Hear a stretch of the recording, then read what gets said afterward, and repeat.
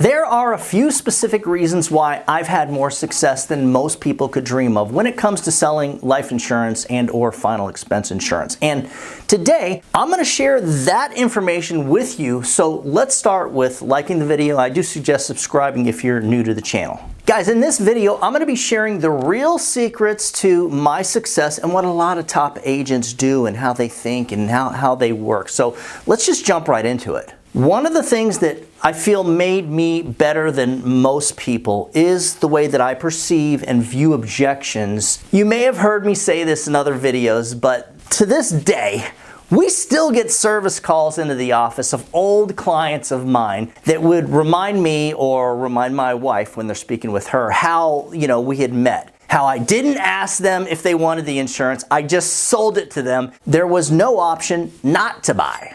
To them, I was very pushy. However, that's not what really sold them. It's the way that I took every one of their objections and their excuses and then reminded them of the need and basically who the insurance would affect. Meanwhile, I would show the value of the product and or company, basically while I did that.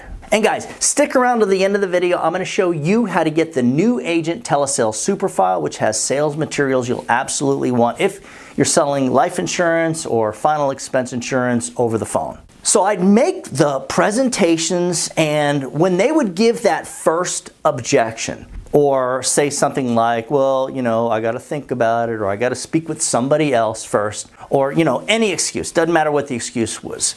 I would smile, and then I'd spend the next 5 minutes or so basically going back over the product presentation, which reminded them of the value they were receiving. Then I'd bring up and remind them of their beneficiary and how important that insurance is going to be for that person. And then I would simply, by that time, I'm building up to another additional close. In my mind, it's not the problem that they're making excuses or that they're not wanting to buy the insurance. To me, this objection is really just a door-opening opportunity which will allow us to bring more value to the table and help them feel better about, well, not only the value of the insurance, but with working with me.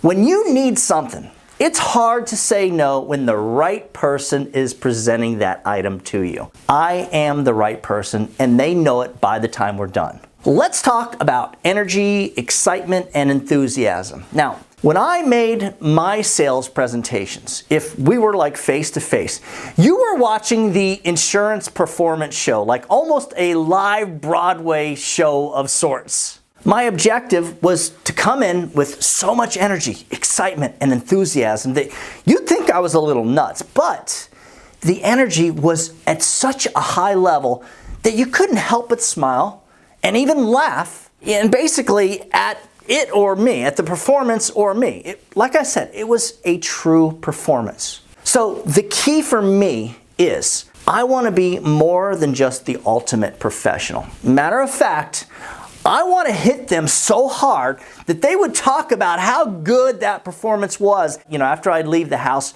with a voided check and a signed application. So you remember, again, this is back in the day. And back then, when I first started selling life insurance, I brought like an old-fashioned pocket voice recorder into the client's house. And I would record myself making presentations. And back then, it was a recorder that you bought at the drugstore type of thing. You put it in your pocket and you hit the play button. Like any professional salesperson, I would listen to the recordings afterwards, of course, and make sure that I was saying things the right way. I would make sure my energy was through the roof all the way through the presentation. That's the important thing. There's ups and downs, and I would actually make sure that those ups and downs were where they were supposed to be. And I would make sure that I wasn't saying something that was being misinterpreted or that I was saying something one way when I thought it was being said another way. When I sold life insurance over the phone, it was very similar, only I would add to the presentation. Think about it, having a few canned stories is important, and that's what I would do. I would share these specific stories with the clients in different scenarios. To me, that's really, really valuable. You should absolutely be doing it if you're doing telesales too. Now, here's your tip for the day. Someone who is great at telling jokes and stories is going to be great at selling life insurance when they incorporate, the storytelling and the jokes into the sales presentation. Guys, do yourself a favor, master the art of storytelling and tell at least one good joke during every single one of your sales presentations. You can thank me later. There is one more thing that definitely I feel separated myself from like most independent life insurance agents. So throughout the first few years of my life insurance career, I never took days off. I mean, it was pretty addictive behavior. I constantly worked a similar schedule every single week, whether there was a holiday like Christmas or not, or whether I had a bad couple of weeks. I never let that affect me. I've even had a bad couple of months, and I still always came back from that. The key is consistency. And I went years with fresh exclusive leads every single week. I never skipped a week. Literally, I never said, well, I got plenty of leads left over from last week, so I'm not going to get new leads this week. There was no such thing as too many leads. Whether I just came back from a vacation or was planning on going on a vacation or not. Because think about it, around the holidays, you go on these vacations, and there were times after the first few years, maybe 3-4 years into it, where I would go on a 2-3 week vacation. So I've got this huge buildup of leads when I come back. It doesn't matter. It's just more people to see. And there were times when I would be so overloaded with leads that even if I was having a kind of bad week, it still kind of worked its way out. And the week ended up, when I look back at it, it really wasn't that bad. What most insurance agents do, and especially new agents, listen up, is they have a couple of bad weeks when they're new. Sound familiar? And so inadvertently, they have a difficult time justifying buying more leads. So instead of correcting the actual problem, which is something that they're doing or not doing, right? They make it worse by, I got old leads, so I'm not going to get new leads. And I always treated my insurance sales business the same way that I would treat my business if I were, let's say, a restaurant owner.